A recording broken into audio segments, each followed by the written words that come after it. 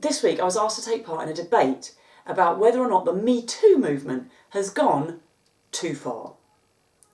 Now, I won't say what organisation was arranging this because it's a subject that seems to keep coming up. There's been articles on this subject in several of the newspapers. You might have seen Sophie Walker from the Women's Equality Party make rather short work of Germaine Greer in just such a debate a few days ago. And my first reaction was this: I don't even understand the question, right? The Me Too movement is about women speaking out about their own true experiences of sexual violence and sexual harassment. So, okay, women, some of you have described your experiences. Could the rest of you stop now? Like, how is that? Are we telling women they shouldn't describe their own experiences? That seems weird and wrong. Oh, social media now contains too much truth. Ladies, rein it in. What the fuck, social media? I mean, there are people on social media who were born in the 90s who are still banging on about a football tournament that took place in 1966. I think the very least we can say is if women want to talk about their own experiences, they bloody well should do, right? And the whole point of the Me Too movement was to show the extent of the problem. That's why we put #MeToo, to show that it was a hugely, hugely widespread problem. So you can't then go, oh, we wanted to see the extent of the problem. Oh, not that much. We weren't ready for that much. If the extent of the problem is bigger than you thought it was going to be, then that doesn't mean we should stop discussing it. That means the extent of the solution needs to be bigger than you thought it was going to be, and more urgent and more enthusiastic and more comprehensive, and let us get the fuck on with it, right?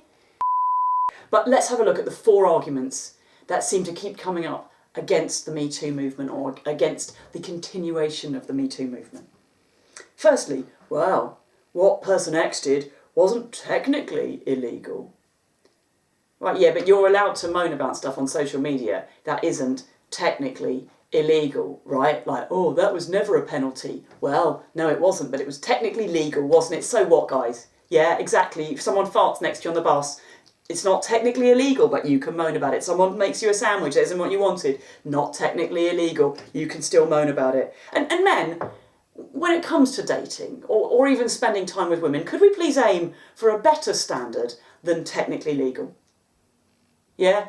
You know, how was your date last night? Well, he made me feel uncomfortable, he was creepy, he was weird, he kept staring at me, I felt nauseated, he kept talking about things that he could see I didn't want to talk about. I left early, I got a taxi home because I was uncomfortable and frightened, and I immediately went and told my friends how awful it was, and I felt really weird for the whole of the rest of the day. But hey, it was technically legal. It's not what we're really aiming for, is it? Secondly, well, some innocent guy is bound to end up getting accused. That's true of everything all the time. Like, people say stuff, and sometimes people say stuff that isn't true. I've been lied about in the national press, I have. So, you know, and the truth is that on balance there are millions and millions of women out there who don't feel able to speak about what has happened to them. There are incidents that I've experienced that I don't feel ready to speak about because I know I won't be believed. I know I'll just lose work if I criticise people in positions of power, and I don't feel like anybody is going to listen to me or make any difference, and I just don't do it, right? So there are millions of women who are not speaking out about their experience. Then on the other hand, there's a handful of guys who got accused of something that they didn't actually do.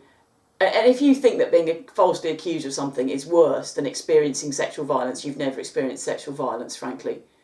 I mean, somebody didn't want to work with me because they'd heard a rumour about me and I had to defend myself. Really? How does that compare to being pinned against a wall and having someone force their fingers or their dick into you? It doesn't, does it? It's not on the same scale. It's got nothing in common, right? Oh, and then there's this one, right? Oh, you can't even flirt anymore. If the way you flirt is indistinguishable from sexual harassment, don't flirt. Just don't do it. It's not worth it. Like, most people I know are perfectly capable of distinguishing friendly flirting from bothering someone. And if you're not, flirting's optional. Just stop.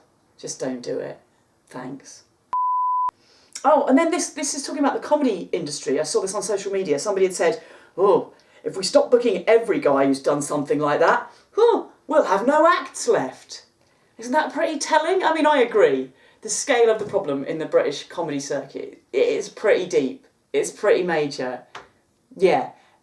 if we actually dealt with it, and we should, there'd be some gaps. There'd be some clubs with some pretty significant gaps. And here's what we could do. We could fill those gaps with acts that aren't doing that shit. I know, amazing, brilliant, genius. Who thought of it? Call me, I would like to play your club. So I got back to the organisers of this debate and I said, look, I'm not comfortable, I'd love to do this debate, I would love to be a defender of the Me Too movement, but I'm not comfortable with the motion. I think that there's an issue about the idea of saying, or, you know, has it gone too far? As if you could ever go too far with telling the truth. So I explained this to them, and so what they've done is they've rescinded my invitation and taken £400 worth of work off the table for me. And if you're wondering why some women still don't speak out, ta-da, thank you. Hopefully you understand now.